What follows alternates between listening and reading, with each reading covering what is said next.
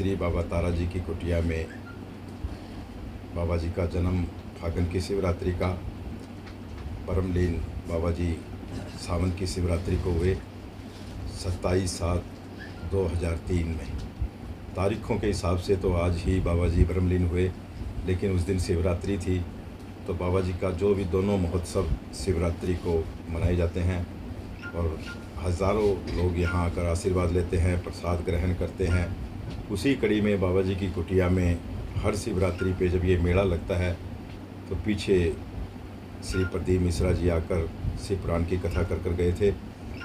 उसके बाद अब ये शिवरात्रि आई है तो यहाँ श्री जय किशोरी जी 29 तारीख, 30 तारीख और 31 तारीख को अपने मुखारबिंद से नानी बाई का मायरा करेगी और 1 तारीख को भजन सम्राट हंसराज रघुवंशी जी आ रहे हैं और 2 तारीख को सुबह 6 बजे हवन यज्ञ होगा। उसके बाद 9 बजे से बाबा जी की इच्छा अनुसार तक भंडारा लगेगा और सारे दिन मेला चलेगा और लाखों लोग यहाँ उस दिन बाबा जी का आशीर्वाद लेते हैं, भंडारा ग्रहण करते हैं, प्रसाद ग्रहण करते हैं। ये धरती शिवालय की धरती है। यहाँ इस धरती के नीचे से माँ सरस्वती नदी निकलती है।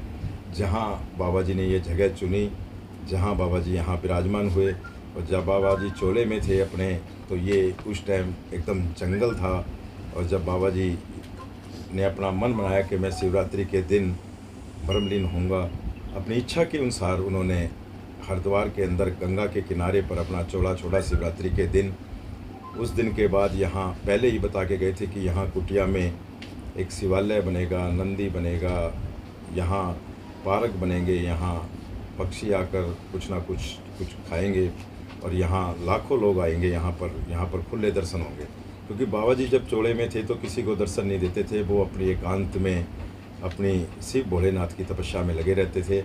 प्रदीप मिश्रा जी ने, वैसे तो इस धाम का नाम तारकेश्वर धाम रखा गया है, लेकिन जब प्रदीप मिश्रा जी आए थे तो उन्होंने बाबा जी की जब महिमा सुनी थी कि बाबा जी अपनी तपस्या में लीन रहते थे और अंदर से ही अपने दिव्य दृष्टि के रूप में जो यहाँ सेवक आते थे उनकी इच्छा को जानकर उनका जवाब देते थे, उनको बताते थे।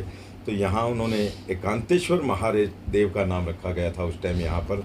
तो बाबा जी की बड़ी महिमा है और अब की बार ये 29 तारीख, 30 तारीख और 31 तारीख को जय किशोरी जी आएंगी और एक भव्य मेला लगेगा बाबा जी की कुटिया में।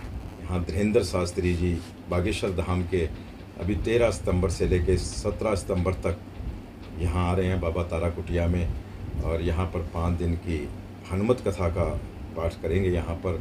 और उस टाइम लगता है कि लाखों की भीड़ यहाँ जुटेगी। प्रदीप मिश्रा जी ने प्रदीप मिश्रा जी के जो सेवक हैं, भगत हैं, वो बाबा जी के मुख से आवाज़ निकलती है भोलेनाथ की, वो उनको भोलेनाथ के रूप में पूजते हैं। तो वो कहते हैं मेरी कथा जो 5 कथा सुन लेता है तो उसका बेड़ा पार हो जाता है। तो लोग इसलिए उसकी भीड़ ज़्यादा रहती है कि उनको कथा सुनने के लिए जो 5 दिन पंडाल में, मतलब अलग अलग तरह के लोग जो जहाँ रहते हैं उनको 5 कथाएं सुननी होती है। तो 5 कथा सुनने के लिए लोगों की ज़्यादा पार भीड़ रहती है।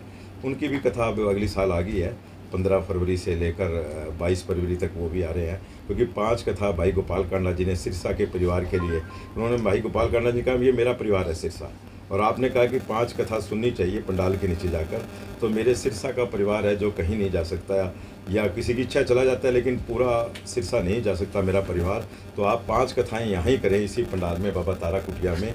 तो वो उन्होंने उस टाइम हाँ भर के गए, मैं 5 कथाएं बाबा जी को सुनाऊंगा और सिरसा के परिवार को सुनाऊंगा।